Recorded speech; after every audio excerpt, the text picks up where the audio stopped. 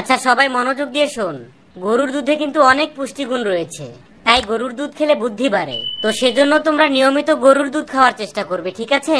Sir আপনি আমাদেরকে ভুল জিনিস শিখাইতেছেন কেন? কি বললি হারামজাদা? আমি তোদেরকে ভুল জিনিস শিখাচ্ছি?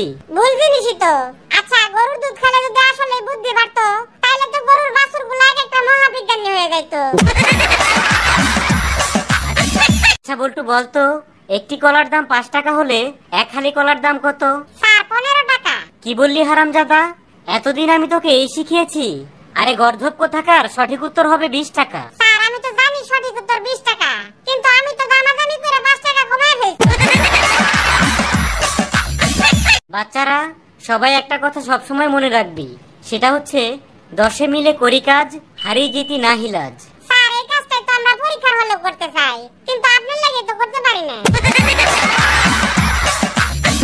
কিরে বল্টু, তুই তোর এক চোখ খোলা রেখে আরেক চোখ বেঁধে রেখেছিস কেন? স্যার আপনিই তো বলছেন যে সবসময় ছোট বড় সবাইকে এক চোখে দেখতে।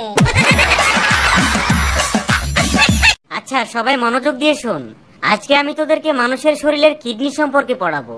আসলে কিডনি হচ্ছে এমন একটা জিনিস যেটা আমাদের শরীরে ফিল্টারের মতো কাজ করে। আচ্ছা স্যার ওইটা কি পানির ফিল্টারের মতো কাজ করে? হ্যাঁ অনেকটা ওইরকম।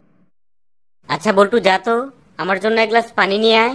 অনেকক্ষণ ধরে পড়াতে পড়াতে গলাটা একদম শুকিয়ে গিয়েছে। আচ্ছা ঠিক আছে স্যার, আমি আপনার জন্য বাইরে থেকে ফিল্টারের পানি নিয়ে যাই।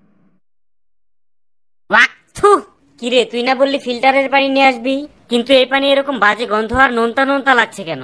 স্যার আমি তো আমার নিজের কিডনি দিয়ে ফিল্টার হওয়া পানি খাওয়াইছি আপনারে। আচ্ছা বল্টু বলতো, বানর আর মানুষের মধ্যে পার্থক্য কি? স্যার বানরের লেজ থাকে পিছনের দিকে আর মানুষের লেজ থাকে সামনের দিকে। আচ্ছা বল্টু বলতো, একজন শিক্ষক আর একজন সাধারণ মানুষের মধ্যে পার্থক্য কি?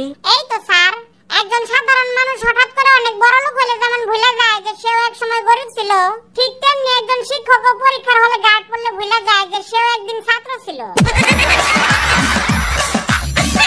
আচ্ছা বল্টু বলতো, যে খেলাধুলা করে তাকে কি বলে? খেলোয়াড়। আর যে বেশি জানে তাকে কি বলে? জানোয়ার।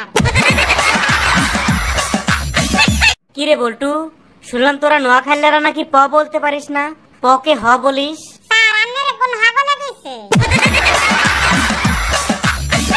আচ্ছা বাচ্চারা সবাই মনোযোগ দিয়ে শোন, কালকে থেকে তোদের পরীক্ষা শুরু হবে, কিন্তু কেউ আবার পরীক্ষার মধ্যে নকল করিস না, কারণ একবার নকল করে পরীক্ষা দিলে সেটা একটা বাজে অভ্যাসে পরিণত হয়। স্যার আমি তো 4 বছর ধরে নকল করি, কই আমার তো কোনো অভ্যাস হইল না।